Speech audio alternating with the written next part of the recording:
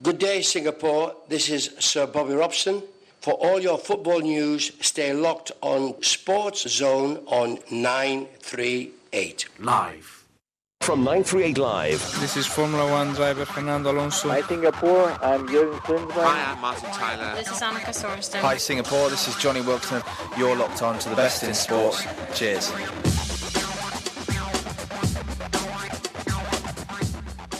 You're listening to Singapore's longest running and only sports talk show on radio. A very good Saturday morning to you and welcome to SportsZone on 938 Live. I'm Noah Tan and today we'll be talking about local football and in particular the upcoming season of the S.League. We are less than 2 months away from the start of the landmark 20th S.League season and all the clubs are already gearing up for the campaign ahead. Warriors FC were the champions last year, but will they be able to repeat the feat this time round, or will either Home United or Tampines Rovers beat them to top spot instead? Perhaps we could even see one of the foreign clubs in the league like Albirex Niigata or even Brunei DPMM stake their claim for the championship again. It's really anybody's guess as to how the upcoming season will play out, but I'm sure the guests in our studio today will be able to shed some light on what we can expect in the S-League this year. First off, I'm delighted to welcome the championship winning head coach from Warriors FC last season, Alex Weaver, and he's joined by Home United Chief Executive Azrull Nizam. Xian is here as well. He's the team manager of Albirex Niigata Singapore. And rounding up our lineup of guests today is Tam Cheong Yen, who's an independent commentator of our local football scene.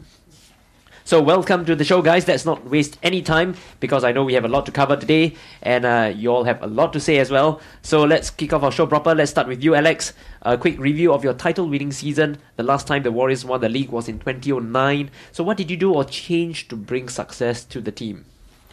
Well, I don't know what the the other coaches were doing sort of in training and their preparation, but what we focused on with the players was to give them a little bit more ownership, to create a very challenging environment for them, a positive environment, and it seemed to work quite well. The feedback that we got from the players was very good, and yeah, in the long run, it seemed to pay off. Okay, and of course, looking ahead to the next season, how big of a blow is your goalkeeper Hassan Sani leaving the club in the post-season to, of all teams, title rivals Tampines Rovers? I mean, he was a key player of the year in the S-League in helping you secure the title. So who are you looking to step up in his place?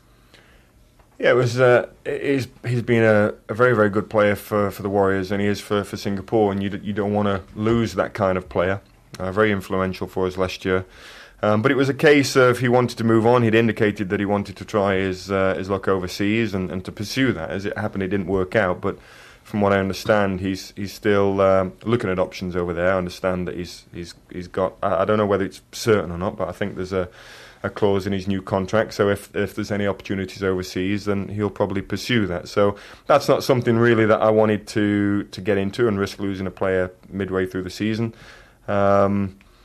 So we ended up with a couple of young goalkeepers, very positive, very bright, very enthusiastic. And with young players, if you give them the opportunity, they can, more often than not, they'll really sort of rise to the occasion and take that. So I'm hoping that that'll be the case this season.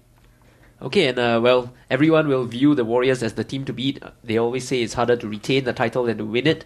So how are you going to deal with this added scrutiny and pressure as a coach?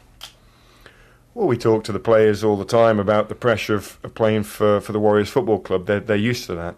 They're used to every team wanting to challenge the Warriors. It's been like that for many years, from what I understand. The history and the tradition in the club is very rich, very good.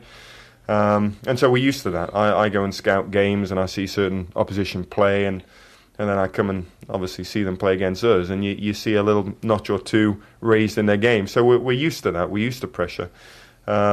We talk about dealing with things that are next, both in training and in games, and we look at focus. We rather focus on getting better all the time. So we're kind of used to that. I put the players under certain amounts of pressure in training in their regular environment, and so we'll cope with that, no problem. Okay, and well, on to you, Cheong Yen. Well, let's talk about the club that gave the Warriors a real run for their money last year, Brunei DPMM. They were 10 points clear at one point in the season but crumbled badly in the final stretch. So what lessons should they have learned from last year? Well, I think most of the lessons that they need to learn have been learned already. We are talking about a DPMM side that had a significant number of local players who were involved in a number of campaigns for the club. So they've been pretty experienced as far as this is concerned. But I think the singular biggest thing that they're going to need to remember going into the new season is that a championship is decided on how many points you drop. That's something that happened to them because along the way in the season, they played 27 games in the league and they dropped points in 12.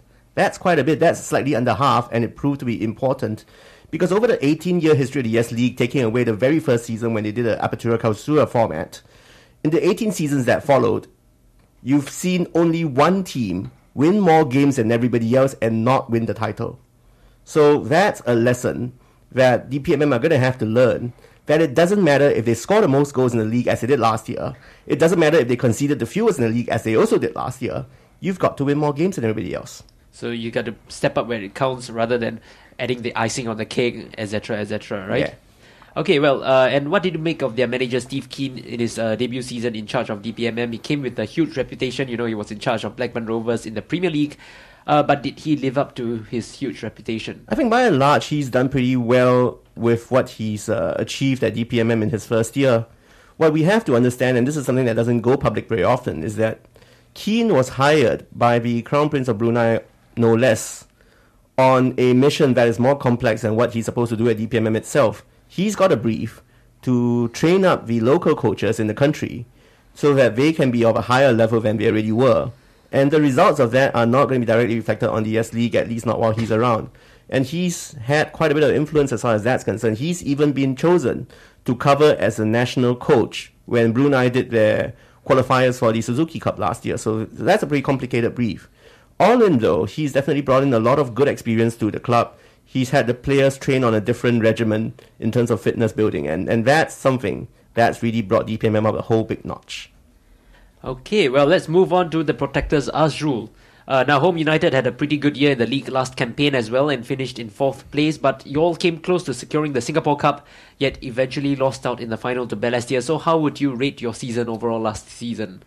Well, I think we always consider ourselves to be one of the bigger clubs in Singapore, so definitely there are always high expectations for our club. Unfortunately, I think last year, in terms of both the league and the cup, we fell below our own expectations when we look at the season.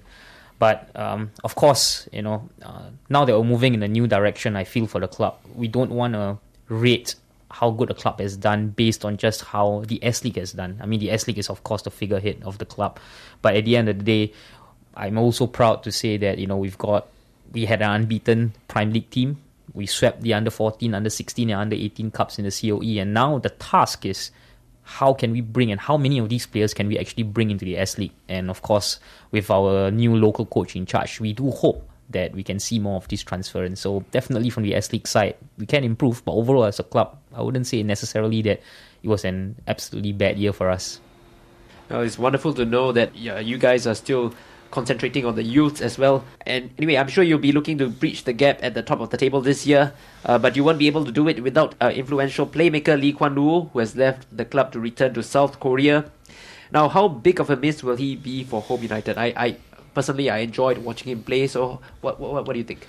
Sure, I think, of course, to everybody who watched Lee, especially in the first season where he came onto the scene, the technical ability of this man is something that really lit up the league. The way he was able to find passes, strike a dead ball. It was truly, I think, a successful experimentation with the marquee player concept. Of course, we will miss that ability or that particular aspect of the game. But at the end of the day, I think we are prepared to be able to adjust our systems and the way we play according to what we have, and we're bringing in quite a few exciting young talents from the local scene as well as good talents from overseas. So definitely we'll miss him, but I think we are ready to move on and build and do better for this season, in fact.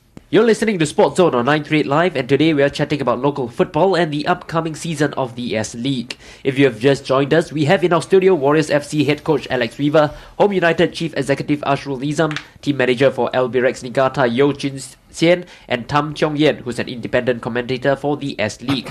And let's get back to our show with Albirex Niigata. Xian, Albirex have always performed consistently well in the league, but they finished 5th last season. Were you pleased with that, or did you think they could have done better?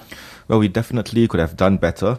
When we look at the league, in the last 2 games, we still had a chance to win the title, but we lost both games by a goal.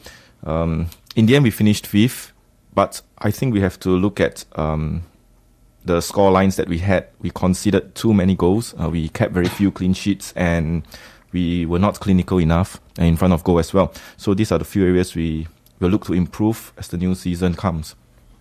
Okay, well, now Albirex will be heading into their 12th year in the S.League this season. But has there been any consideration from your end to pull out of Singapore and join a different league in the region, for example, perhaps the Malaysian Super League or even Indonesia? Well, at this moment, we will definitely not pull out. As for Albirex, we have expanded our branding in this region. For example, last year, we have set up Albirex Niigata Phnom Penh side, which is now playing in the Cambodia League. And we have also had soccer schools in Johor, Thailand and Myanmar set up. So we are always looking to expand. And overall, we want to actually just showcase Albirex Niigata as a brand, a sports brand and a football club. Okay, well, despite Albirex's relative consistency, they've never managed to win the league title. Alex, as a title-winning coach yourself, what do you think it'll take for them to finally clinch the elusive S.League trophy? Well, I think a few things that I don't know whether they're going to be able to achieve simply because of their overall goals, like we've just heard. But from people knowing Albirex generally, their mission is to provide opportunities for those young Japanese boys to come over here and to have opportunities to go on and pursue their football careers. To be successful in any professional league, you need that balance of experience and youth and the physical elements as well. They have an abundance of quality, you can see that. Technically, tactically, they have a good coaching staff. They have a very good philosophy, which is in line with the main Japanese Football Association philosophy, possession-based football, and we see that clearly. They're fantastic to watch, but you do need that little bit of a mix of youth and experience. And I don't know whether they'll bring that because it's not really in line with their overall mission. So. That's down to them, really. And I think it can't help as well that every season they usually do a major overhaul of the whole team, so there isn't any consistency for the coach or the whole for the players to work with as well. What do you think, Cheong Yen? I think it's a question of what kind of policy that Albirex are pursuing ultimately. As much as we would like to be able to see them compete for titles, we can't take that away from them. It's at the end of the day their call. They have a choice as to what it is they want to do. And the choices of the players that are involved become very important. Some of them go on, based on what they've done at Albirex, to establish perfectly good careers. I mean, Issei Nakajima, we still remember him all these years. It's been 10 years since he played in the S.League, and he's gone on to have a pretty decent career out in Europe, and even, I think, representing the Canadian national team because he's got a Canadian parent. And that's what these guys are looking for. When we have to understand that that's what they're pursuing while they're here in Singapore.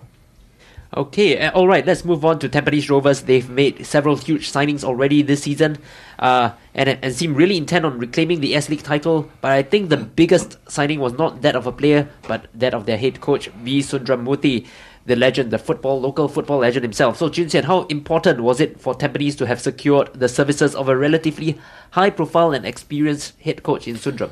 Well, if not winning the title, requires them to make some changes, then I think the coach that they brought in would have gave them at least some title-winning experience from his time from Lions 12. That should see as a good sign for them. But how he will ultimately, set out his team, and we just have to wait and see. Because on paper, they definitely look to have the strongest team for this upcoming season. And Azrull, what about the overall benefits to the league in having a local legend like Sundram return? Do you think having the Dazzler back will provide a huge boost to the league's popularity? Well, I think for a lot of us, definitely Sundram has a special place in our hearts, and of course he did really well in trying to capture the MSL title back when in his last season with the Lions 12. In terms of having a huge boost of popularity, I mean, I can't deny that we'll probably get a few more pages, for Sundram, for Tampines. But I think a lot more has to be done to increase the popularity of the league as a whole. I think there could be a lot more structural and functional changes that could be done in terms of marketing the league. But, we'll always welcome personalities. I think they always add on to the league. So I'm sure we're all set for a good, new, exciting league ahead. Awesome. Okay, now before we head to the news headlines, let's quickly talk about Harimau Muda B and Xian. They'll be playing their home games in Malacca this coming season. They used to play at the Pasir Gudang Stadium, which was just across the causeway in Johor. Malacca is a much further place to travel, so how will this affect your club, and in fact all your clubs, logistically wise?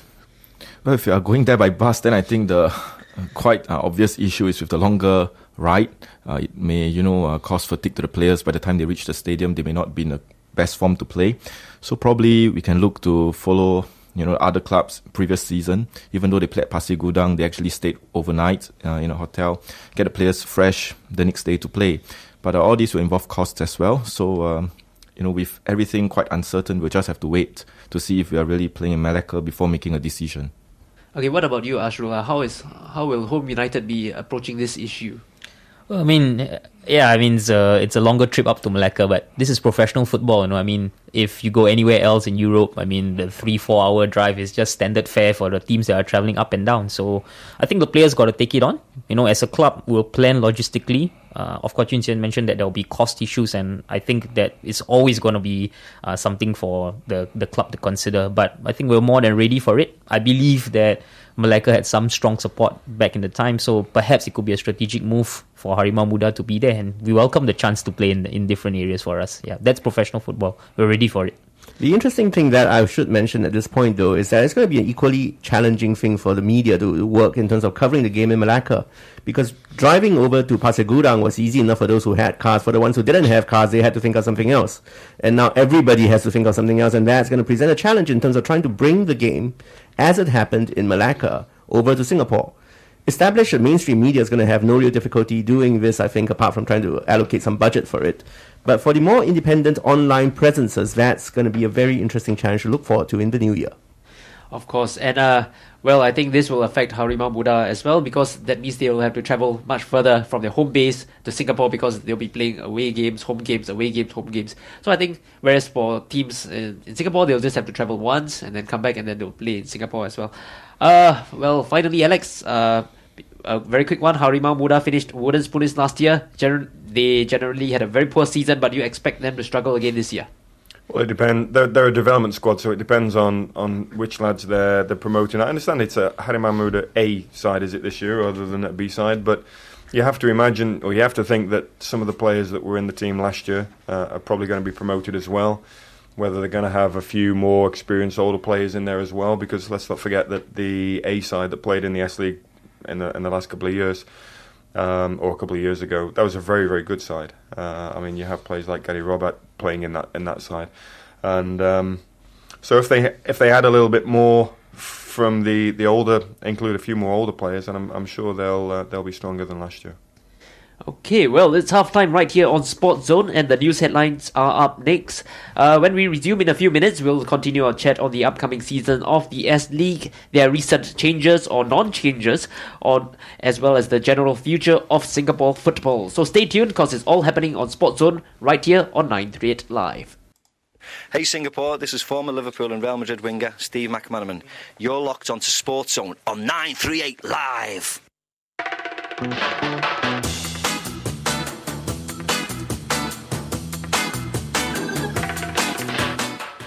Welcome back to part 2 of SportsZone on 938 Live. I'm Noah Tan, and today we are talking about the upcoming season of the S.League. It will be its landmark 20th season this year, so there's quite a bit to discuss on the show today. And if you missed the first part of the show, well, I'm joined in the studio today by 4 guests, and they are Alex Weaver, who's the head coach of Warriors FC, Xian, team manager of Albirex Niigata Singapore. We also have chief executive of Home United Azrull Nizam, as well as independent commentator on the S.League, Cheong. So let's get straight down to business, and we'll start with the RHB Singapore Cup winners, Balestier Khalsa. Now, Cheong, what a season Balestier had last year, finishing a respectable 6th in the league, but more importantly, winning their first ever Singapore Cup. Do you think they'll be able to build on their success from last season this year? think it's going to be pretty hard for Balestier this year because they've had quite a bit of restructuring going on. We know that they've released most of their foreigners. Park Kang-jin is gone, Paul Cunningham is gone, and Goran Ljubovich has gone as well. So that's going to be a very, very big blow in terms of their overall structure. They've lost quite a few local players as well. But coming from Balestier's perspective, we have always known them to have largely had a reputation as a budget club. So they've always had budget constraints. Therefore, they have done really, really well to have punched above their weight last season. Now, it's interesting that you mentioned the foreign players like Paul Cunningham, Park Kang-jin, even Goran Ljubovich. They had brilliant seasons for Balestier, but they were released. And recently, Park Kang-jin as well as Paul came out to say that they thought the way they were treated was very unfair, that their contracts, despite having given so much to the club, they were discarded without so much as a courtesy of a phone call from the chairman. So, what do you make of that whole situation? Do you think it does not inspire the youth in Singapore? When they read of incidences like this, they'll think, how am I going to imagine myself being a professional player when this is what we'll face if we become a professional S.League player? So what do you think of the whole situation? As far as that's concerned, I think players do have to be realistic about the possibilities they could get. I don't think it's just a question of possibly facing a bad chairman, because we face bad chairman whichever club we go to, whichever country in the world. That's pretty much par for the course. But having to come out of all that and still being able to hold your head high and say, I've done a pretty good job on a few, that's what professional football players have to be able to do. Okay, and Alex, what do you think of their head coach, Marko Kraljevic? He beat you to the S.League Coach of the Year award last season, but what qualities does he possess that make him a good coach? I don't know Marco that well, but whenever I've met him, he seemed a very nice guy. He's always got a smile on his face. He seems such a positive character, and I think that's really sort of rubbed off maybe on the squad, but certainly the people outside of football that know him. What he has done, he's inherited, or he did inherit a squad that Darren had worked very, very well together. He'd obviously brought those players from his time at Gombak, so he'd worked very, very closely with them. He'd created a very tight-knit group that were willing to work hard for each other, and you saw that in the way they played. People didn't think that they had the most outstanding individual players, but Darren formed a very, very good team. And what Marco did was to carry that on somewhat. But it seems now, like we've just discussed, that things are sort of possibly coming apart at the seams, and the hard work now is to make sure that the team is kept together and that unity is brought back again. But without those key players, like the key influential players, not just on the field but off it as well. You look at Goran, you look at Paul, Park, for example. They've lost a couple of local players as well. They've got their work cut out to retain that unity that they had. Okay, now Balestier recently made the news with a rather unique method of sourcing for players for the upcoming season. For those of you who are unaware, the Tigers posted a job advertisement online to recruit new players. Although this whole incident might raise a chuckle or two amongst you all, it does pose serious questions about the talent pool in Singapore. Is there enough talent coming through the youth ranks, Alex? Well, I mean, it's a small country, and for them to post an advert online was an interesting strategy to say the least. You would have thought that the coaches and people at a football club would know what's out there and what's coming through the ranks, the NFA, the Young Lions, etc. Plus also the constant movement from other clubs as well. So people in football in Singapore should know what players are out there. But if they want to really try and make sure that they're covering all avenues, and I suppose an advert in a paper is going to possibly do that. I don't know, but regarding the talent coming through in Singapore, I think there's raw ingredients there from the younger age groups. Whether it's been developed in the right ways or not, I don't know. I guess I haven't spent enough time within the youth ranks in Singapore to sort of fully know that. Azrull, you have something to say? Yeah, I think for myself, and those who know me know that I'm very passionate about this particular issue about development of youth in Singapore. And I think that there is talent.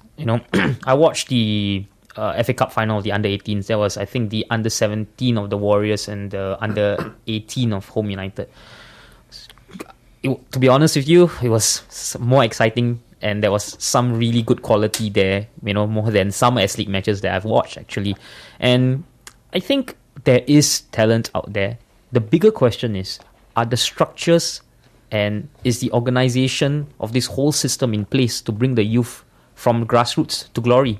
I think that's the more important thing. And I can't speak for the powers that be, but as clubs themselves, of course there was some question about why the COEs were shrunk to just 3 clubs as of last season. But the question is, for clubs, I think if we are truly serious about youth development, then we need to stick our neck out there and put your money where your mouth is and show that you are committed to developing youth. And I mean, for Home United ourselves, I think we decided to commit to our youth, built our own campus, the only one of its kind in Singapore, to show our commitment. Will we be successful? We can't tell now, but we are sure that we are now trying to do our best to bring the youth up. So there are bigger things in play that we do have to consider, but there is talent out there. I'm sure of that. Awesome stuff. All right, on to you, Xian. Let's talk about Geylang International for a while. They've made some astute acquisitions the past weeks, but one of the signings that stands out is undoubtedly Joseph Kaplan. He was a hot favourite with the Eagles before he left in 2013, but has returned. Will he be able to reach the heights he did in his first 2 seasons with Geylang? Well, then I'm sure he can if he can click with the 2 other players that they signed. Of course, Geylang has boasted their attack with Tatsuro Inui and Bruno Castanheira, 2 former Albirex players. So on paper, their attack now looks quite formidable, but whether they can click or not, it will still take some time to tell. The interesting thing to look at that, though, is that Joseph Kaplan is working at a club where he's working with 4 foreigners who speak the same language as each other, just not him. Because they've got 4 Japanese now, and he's the lone Eastern European guy standing out. It'll be up to him, I think, to reach out to them and be able to connect with them. But given his individual ability, I'm pretty certain that he will be able to inspire a lot among the local players and possibly get the Japanese players to be on his side too. But then again, they say football is a universal language. I mean, if you play with each other on the training field, sometimes it's just all about instinct. But who knows? I'm not a professional footballer. Okay, and looking at the current squad, they not only have 3 players mentioned earlier, but a few other experienced figures in the team, including Yazid Yassin as Anas Hadi, as well as the aforementioned Tatsuro Inui. So with so much experience in the team, Xian, do you think they could be regarded as the dark horses for the title? Well, at least their signings show that they mean business. They want to strengthen themselves. At the end of the day, you can have a mixture of experienced players, good foreigners, but most important is whether these players can play together or not. And on paper, you can regard them as dark horses, but it's early to tell until when the season starts.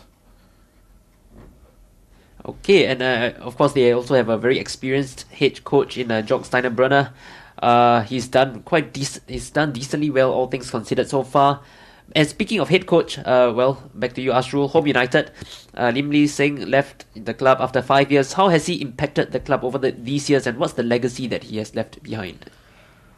Well, I think Coach Lee has, there are always people who really believe in him, and there are always some detractors out there. Of course, he's been in the papers now and then for some not so pleasant things, I would say. But having worked with him, I think that Coach Lee's intentions are always good. The 3 things that he has left with us, specifically as a club, are the 3 tenets of the club's philosophy: instilling discipline, instilling commitment on the field and off the field, and bringing up the club's fitness to a whole new level. No doubt we did not have the best of seasons last year, but I think he's definitely left that impact on us. That expectation, bringing it up that if you want to compete in professional football, this is what you got to reach. It's hard, of course, because most of the players in the community still don't understand the true grasp. But for a person who has played in the World Cup before, who has worked at Suwon Samsung before, I think these are good things that he has left behind for us, and we are truly appreciative of him at Home United. Awesome. Looking ahead, so former player Philip Orr has taken over the reins at the Protectors. It's his first management role in top flight football. So is there perhaps an understanding within the club's board that it might take some time for Philip to fully adapt to the big time? Or is the minimum expectation for him to dive in head on and start challenging for trophies? Well, I mean, it's hard to run away from the fact that you should challenge for trophies when you're Home United Football Club. But at the same time, we want to be measured in our approach. We want to let Philippi understand, learn the ropes, and slowly make his way through. Especially because it's going to be a tricky and fresh new season and new experience for him. Most importantly, beyond the trophies, we expect Philip to instill that same brand of exciting, attacking football that we know we are capable of. We think that Philip can do that. Win or lose, the ball is round. I can't guarantee you, and he can't guarantee us that that he can win us a trophy. But we want him to be able to shape a team that will do absolutely everything it can to capture that trophy. And if that happens, week in, week out, the fans will come, and the board will be the board and management will be happy, and Philippi has our support all the way. Alright, and staying on the subject of managers Cheong, Hougang will be led by head coach Salim Moin for the upcoming season. He did wonders with Woodlands Wellington 2 seasons ago, but struggled with Tampines Rovers last year, perhaps with the pressure of being able having to challenge for the title. He left midway through their campaign, so how do you think he'll fare with Hougang next, especially since they've merged with Woodlands? Hougang are an interesting little entity in and of themselves, and Salim has established himself a reputation for being no-nonsense, very strict disciplinarian. He demands focus on the way you prepare for games, and that's something that Hougang will understand very well. Although, of course, he works with a different kind of language compared to Amin Nasir. It's going to be interesting to see how the players take to him as far as that's concerned. What will be certain, though, is that Salim won't go out there and immediately start firing Hougang to trophies, but that's not quite what he's looking for in the first place. He's out there to consolidate. He's out there to build these players into the same kind of unit that Amin has been able to do all this time, and Salim will certainly leave his own mark in the way the game is run over at Hougang. Okay, and let's talk a bit about the Courts Young Lions now. They have traditionally finished near the bottom of the S.League, due mostly to their inexperience, but they'll be bolstered by the addition of several former Lions 12 stars like Shakir Hamza, Shafiq Ghani for this season ahead of the SEA Games. Even Adam Swandi is back, so this surely must mean that they'll have to do much better this season, won't they, Junjian? Yes, I think they definitely have to do better. With the SEA Games coming up in June, you would expect them to want to go into the competition with good form. Last season they struggled and they couldn't win their first 7 games. It took them until April before they won. So if they have the habit of losing, the players have low morale and they head into the important competition, which is the SEA Games, I think that would definitely not be a good year for them, even if it is June that they play the SEA Games. Okay, before we go for a quick traffic update, let's have a quick one around the table. How do you think the Young Lions will fare at the SEA Games this year? Do you think they have what it takes to go all the way to claim the gold medal, especially since it's on home soil? Maybe we start with you, Alex. Well, a lot has been made of the expectations of the side, and I read recently something that was indicating that they're expected to go and win the thing. I don't know why we're sort of assuming that they're going to be doing that. I personally don't know what the other nations are going to bring, the likes of Malaysia and Thailand, but I mean, considering the success they've had in the Suzuki Cup, you would expect them to have good young players coming through as well. So, I don't know really. I mean, I would imagine that the other nations in the tournament will be quite strong as well. So, okay, what about you, Chong Yen? Quick one, where do you think they'll finish? I think we can see them touching the semi-finals. Getting out of the group stage shouldn't be that much of a challenge to them. They should get there. They've not got much of an excuse not to. Beyond that, it's very much luck of the draw, and I think it's a lot about how they go about the kind of mentality they've got going into June.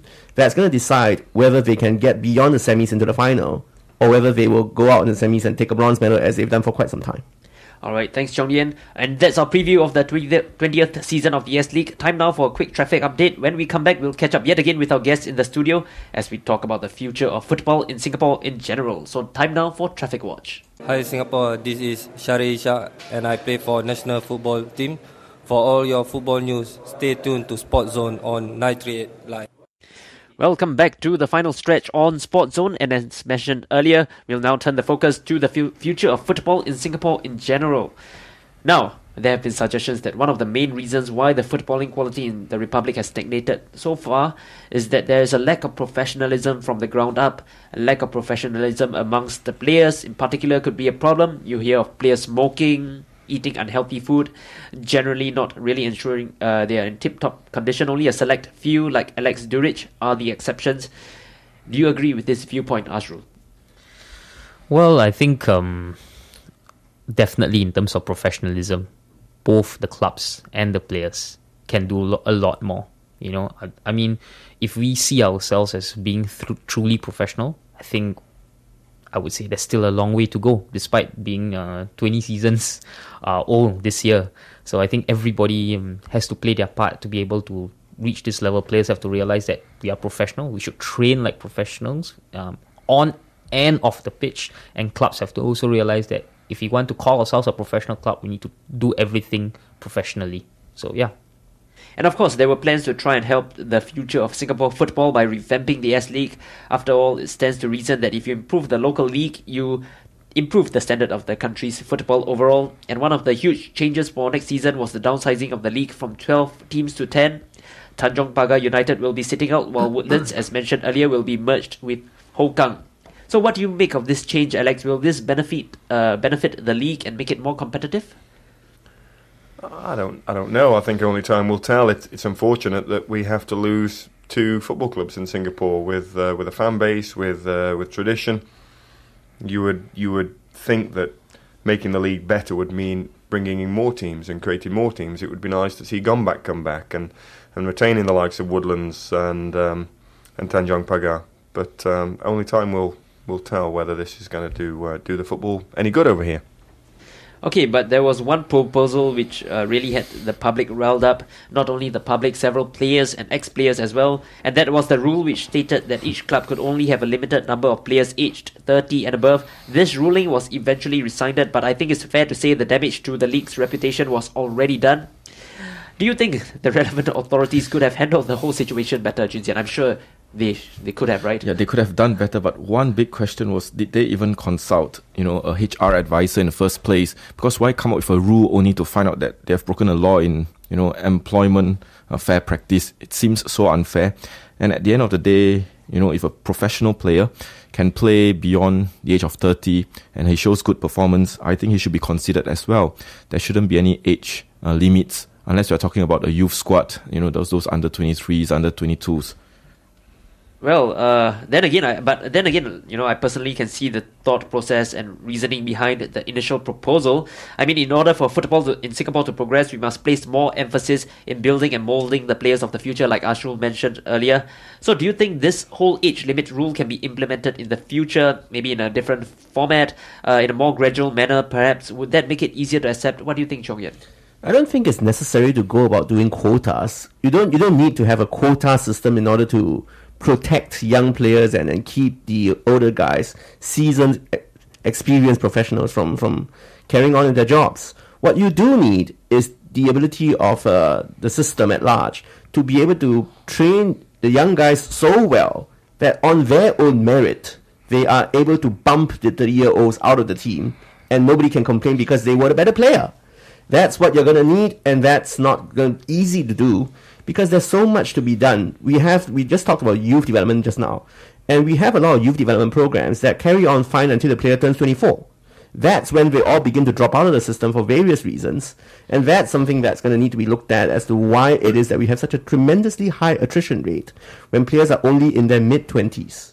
So that the guys who are 30 and above who stick around are usually doing it because of loyalty to the game, and they believe that they are able to contribute, and you look at the way they play, it turns out they can contribute. That's the fun part to it. We have to be able to retain the ability of every single player, whether you're 18 or 38, to be able to showcase their best and give the best they can to the league. So then, Alex, how else do you think the FAS or the S.League can help improve the quality of youth footballers in Singapore? Should they perhaps concentrate on improving the Prime League, for example, sinking in more investment in improving the Prime League? Because I understand that the players in the Prime League are paid a very low allowance. Small amounts, more like sort of expenses really and allowances. I mean, we talked about professionalism earlier, and that's got to come from the top. Just to touch on the age ruling. Development in Singapore, development of football players in Singapore happens a little bit later than most other places because of NS and the culture or the focus on education within the culture in Singapore. I'm not saying that's a good thing or a bad thing regarding NS or the education. It's just there, and no matter how many times coaches complain about that it's not going to go away. So we have to deal with it. So if you're going to reduce or have an age limit on players playing in the S-League, you're creating an even smaller window for these players to come and perform in the S-League. Regarding anything else, I mean, you have to have high standards, high levels of professionalism, and this has got to come from the very, very top. You've got to have football people making key decisions at the top. And for a professional league to at the awards night to think that pole dancing is a good idea kind of says a lot for me. Well, very illuminating words from the head coach of the title-winning side, no less. Okay, well, we are running out of time, so as we are just starting 2015, let's go around the table and let's hear from you what your hopes and dreams for the local footballing year ahead are. Let's start with you, Xian. Okay, at least, hope that for the authorities, they will actually just, plan things ahead, even for S-League, announce the fixtures earlier. Let us, start the year on the bright side and on the correct foot. And from club level, let's hope that we can win a trophy. What about you, Azrull? Well, I think personally, in the bigger picture, I do hope that this coming season with the S-League would be just as equally as exciting as last season. I thought last season we had a really good close finish. I think in terms of like what Xian said, I hope that the systems and infrastructure is in place to support a healthy league. But more importantly than that, I think for my club, and I do hope for all the clubs, I think we should do our best to push football forward to the best of our own abilities. Yes, there are some things that are not completely in our control, but whatever we can do, we should do it to the best of our ability, and I believe the results will show sooner or later. Yeah. Okay, and well, that's all the time we have for you for SportsZone today. Let's hope for another exciting year of football when the 20th season of the S-League kicks off in March. A big thank you to our studio guests and Alex Weaver, Tam Chong Yan, Azrull Nizam and Xian. Till the next time, I'm Noah Tan. Take care and bye for now.